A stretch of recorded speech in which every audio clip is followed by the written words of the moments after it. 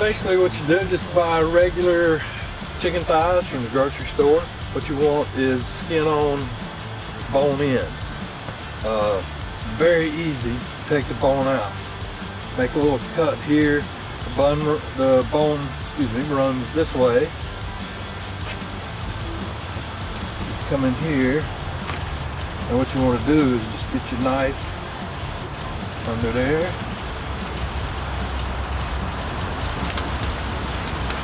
And come to this side, go under.